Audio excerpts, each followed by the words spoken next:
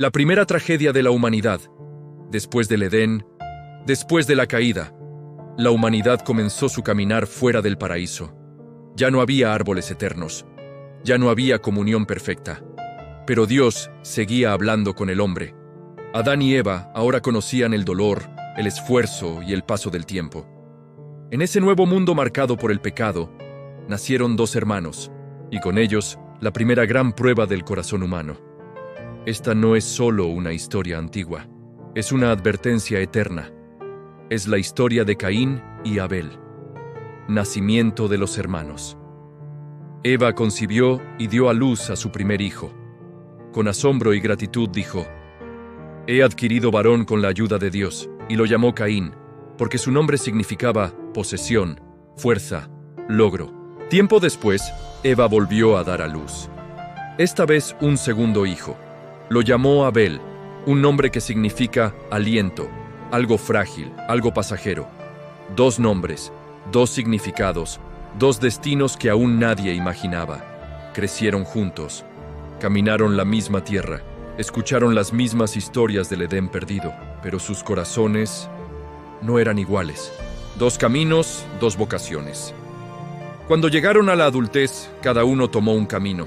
Caín fue labrador, trabajaba la tierra con sus manos, sembraba, cuidaba, esperaba la cosecha. Abel fue pastor, cuidaba ovejas, las guiaba, las protegía, conocía cada una por su nombre. Ambos trabajaban, ambos se esforzaban, ambos conocían a Dios, pero servir a Dios no es solo hacer, es cómo se hace. Las ofrendas a Dios. Con el paso del tiempo, llegó el momento de presentar ofrenda al Señor. Caín tomó del fruto de la tierra y lo presentó delante de Dios. Era una ofrenda, pero no lo mejor. Abel, en cambio, tomó las primicias de su rebaño.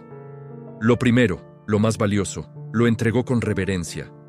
Dios miró con agrado a Abel y a su ofrenda, pero no miró con agrado a Caín y a la suya. Y el rostro de Caín se transformó. La alegría se apagó, la ira comenzó a crecer. Dios no rechaza a las personas, pero sí examina el corazón. Dios advierte a Caín.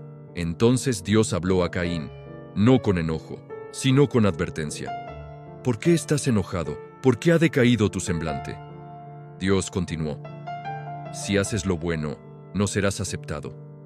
Pero si no haces lo bueno, el pecado está a la puerta y te desea, pero tú debes dominarlo. El pecado ya estaba allí, esperando, observando, pero Caín aún tenía una elección. Antes de cada caída, Dios siempre habla primero. El engaño del corazón. Caín guardó silencio, no respondió a Dios, no corrigió su camino.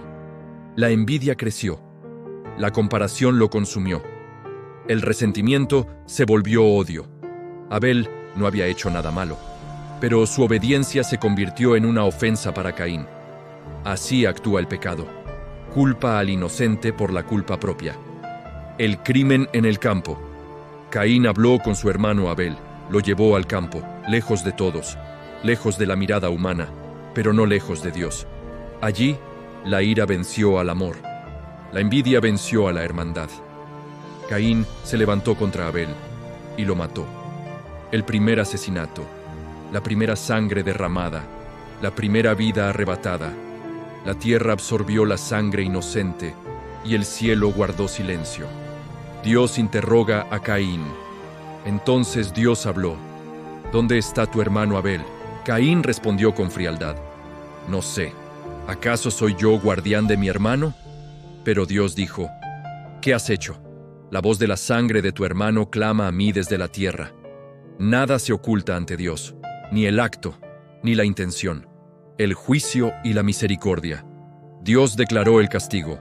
Maldito eres de la tierra, cuando la trabajes no te dará su fuerza, errante y vagabundo serás. Caín tembló y dijo: mi castigo es mayor de lo que puedo soportar. Y aún así, Dios mostró misericordia. Puso una señal en Caín para que nadie lo matara. Dios es justo, pero también es misericordioso. El alejamiento final. Caín salió de la presencia del Señor y habitó en la tierra de Nod, al oriente del Edén. No fue solo un lugar físico, Fue una distancia espiritual. Se alejó de su familia, se alejó de su hermano, se alojó de Dios. Reflexión final. La historia de Caín y Abel vive en cada generación. Dios sigue mirando el corazón. El pecado sigue acechando. Y la decisión sigue siendo nuestra.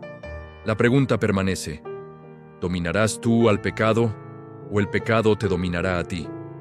Porque el problema no es la ofrenda, es el corazón que la entrega.